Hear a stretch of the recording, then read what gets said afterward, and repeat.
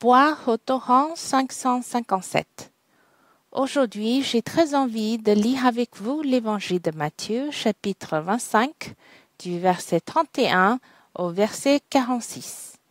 Lisons d'abord ce passage, avant de parler du sens de la parabole des brebis et des boucs.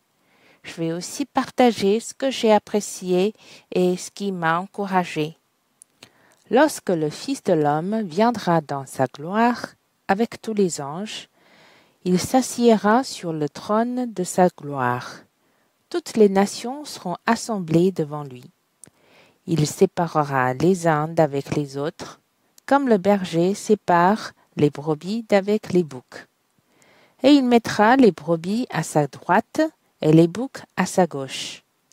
Alors le roi dira à ceux qui seront à sa droite, « Venez, vous qui êtes bénis de mon Père, prenez possession du royaume qui vous a été préparé dès la fondation du monde. Car j'ai eu faim, et vous m'avez donné à manger, j'ai eu soif, et vous m'avez donné à boire. J'étais étranger, et vous m'avez recueilli, j'étais nu, et vous m'avez vêtu. J'étais malade, et vous m'avez visité. J'étais en prison, et vous êtes venus vers moi. » Les justes lui répondront, « Seigneur, quand avons-nous vu avoir faim, et t'avons-nous donné à manger? Ou avoir soif, et t'avons-nous donné à boire? Quand avons-nous vu étranger, et t'avons-nous recueilli? Ou nu, et t'avons-nous vêtu? Quand avons-nous vu malade, ou en prison, et sommes-nous allés vers toi? » Et le roi leur répondra, « Je vous le dis en vérité, toutes les fois que vous avez fait ces choses à l'un de ces plus petits de mes frères, c'est à moi que vous les avez faites. » Ensuite, il dira à ceux qui seront à sa gauche, « Retirez-vous de moi, maudits, allez dans le feu éternel qui a été préparé pour le diable et pour ses anges. Car j'ai eu faim, et vous ne m'avez pas donné à manger, j'ai eu soif, et vous ne m'avez pas donné à boire. J'étais étranger, et vous ne m'avez pas recueilli. J'étais nu, et vous ne m'avez pas vêtu. J'étais malade et en prison, et vous ne m'avez pas visité. » Ils répondront aussi, « Seigneur, quand avons-nous vu ayant faim, ou ayant soif, ou étranger, ou nu, ou malade, ou en prison, et ne t'avons-nous pas assisté ?» Et il leur répondra, « Je vous le dis en vérité, toutes les fois que vous n'avez pas fait ces choses à l'un de ces plus petits, c'est à moi que vous ne les avez pas faites. Et ceux-ci iront au châtiment éternel, mais les justes à la vie éternelle. » Comme vous avez lu dans cette parabole, il est écrit que le berger séparait les brebis d'avec les boucs. Le berger est le Seigneur lui-même, qui est aussi le roi dans la parabole. Quant aux brebis, elles représentent les vrais croyants, mais pas ceux qui se disent chrétiens. Tandis que les boucs sont les personnes qui ne croient pas vraiment au Seigneur, mais se disent chrétiens. Bien que les brebis et les boucs soient des espèces similaires, le Seigneur distingue clairement lesquels sont sauvés et lesquels ne le sont pas, lesquels ont sincèrement accepté le Seigneur et portent des fruits d'amour. Tout cela est clair pour le Seigneur. Il n'y a aucune chance de tromper le Seigneur. C'est très précieux que le Seigneur est omniscient. Au jour du jugement, tous les actes et pensées seront révélés. Ensuite, j'aimerais parler de mes sentiments pendant la lecture de ce passage et ce que j'ai apprécié pendant que je me suis approché du Seigneur. Même si ce passage est relativement long, il y a tout de même plusieurs mots qui m'attirent beaucoup.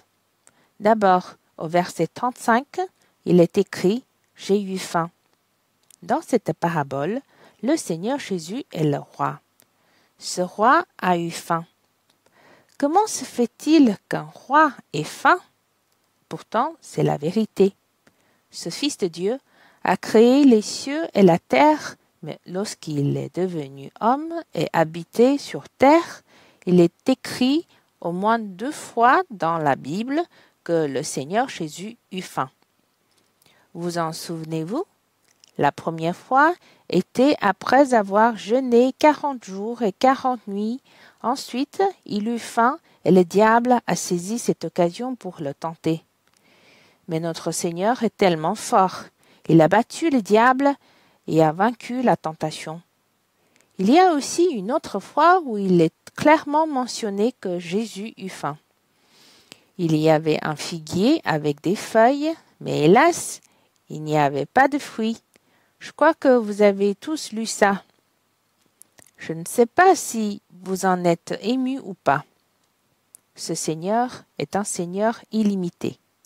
Comme disait le diable, il est vraiment capable de changer les pierres en nourriture. Cependant, il ne l'a pas fait parce qu'il désirait nous comprendre et bien nous connaître. Il a préféré subir des limites corporelles, souffrir physiquement plutôt que d'utiliser ce privilège. C'est très précieux que le Seigneur n'utilise pas sa suprématie pour capturer nos cœurs. Son tendre amour nous fait ressentir sa miséricorde. Il utilise vraiment l'amour pour nous conquérir. Ici, à part avoir dit « j'ai eu faim », il est écrit aussi « avoir soif ». Cela me rappelle tout naturellement que le Seigneur fut crucifié pour moi. Il a dit d'avoir soif sur la croix. Ces cruelles personnes ne lui ont pas donné de l'eau, mais ont plutôt trempé une éponge de vinaigre et l'ont portée à sa bouche pour que le Seigneur eût encore plus soif. Je remercie le Seigneur d'avoir enduré tout cela pour nous. Sur la croix, il a triomphé. Il a crié « Tout est accompli ». Merci Seigneur que le salut soit répandu sur nous. Nous pouvons satisfaire beaucoup de ses besoins. Nous pouvons l'aimer en retour. Nous pouvons exprimer notre gratitude. Un autre point qui m'a ému est que j'ai constaté le vrai amour. Les justes lui répondront « Seigneur, quand avons-nous vu avoir faim et t'avons-nous donné à manger, ou avoir soif et t'avons-nous donné à boire ?» Ils ne se rendaient pas compte qu'il répondait déjà au Seigneur et lui rendait déjà le bien en retour. Tel est le vrai amour. Le vrai amour n'attend pas de retour. En plus, on peut déjà donner dans la vie quotidienne. On peut déjà aimer le Seigneur en retour. D'autant plus que le Seigneur n'oubliera jamais ce que chacun a donné. Même la plus petite chose qu'on fait à un frère, le Seigneur le sait. D'ailleurs, quand on le fait, c'est au Seigneur qu'on le fait. C'est-à-dire que si l'on aime les frères et sœurs, nous sommes en train d'aimer le Seigneur. Quand on aime l'Église, on est en train d'aimer le Seigneur car le Seigneur chérit le plus cette maison. Je pense au moment des récompenses. Beaucoup de frères et sœurs seront surpris. Ah bon? Cela aussi est récompensé. Je ne savais pas que ceci était aussi servir le Seigneur. Cela était aussi aimer le Seigneur. C'est pourquoi, quand on aime vraiment le Seigneur, quand on s'approche de lui, le prie et lui demande, même quand on dépend de lui, quand on endure la tentation, le Seigneur le sait, le Seigneur apprécie. Il va même nous récompenser pour cela. Ainsi, nous pouvons voir à quel point le Seigneur chérit que nous l'aimions.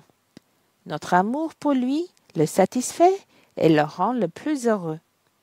Frères et sœurs, levons-nous pour satisfaire le Seigneur.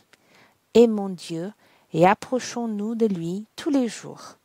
Construisons la maison de Dieu, que le Seigneur nous bénisse. Adorons ensemble. Seigneur, c'est précieux que tu es celui qui est illimité et omniscient. Tu nous connais vraiment. Tu connais ceux qui t'appartiennent. Tu connais leur chemin. Tu connais ceux qui t'aiment. C'est tellement précieux que tu apprécies et valorises les réponses de chacun. Il nous arrive même de ne pas nous rendre compte de t'avoir comblé, mais tu sais tout, et c'est inscrit dans ton cœur. Un jour, tu vas nous récompenser et nous complimenter. Seigneur, tu chéris tellement notre amour pour toi, que tu nous aides à vivre dans ton amour tous les jours. Grâce à ton amour, nous pouvons aimer notre entourage, aimer l'Église. Seigneur, c'est aussi précieux que tu as supporté de grandes souffrances pour nous. Tu es devenu homme, tu as eu faim, tu as eu soif. Toutefois, je te remercie que toutes ces difficultés et limites physiques ne t'ont pas empêché de nous aimer. Sur la croix, tu as crié « Tout est accompli ». Le salut est totalement accompli pour nous. Ton rêve d'amour s'est aussi réalisé. Seigneur, tu désires tant habiter dans notre cœur. Tu as non seulement voulu devenir notre sauveur, mais en plus, tu veux devenir notre bien-aimé. Seigneur, c'est tellement précieux que maintenant, nous pouvons vivre avec toi tous les jours, vivre notre vie avec toi. Seigneur, que tu nous bénisses.